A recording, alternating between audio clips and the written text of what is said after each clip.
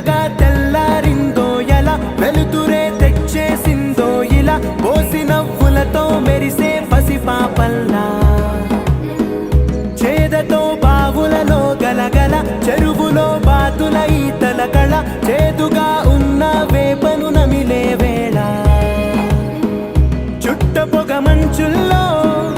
చుట్టాల పిలుపుల్లో మాటలే కలిపేస్తూ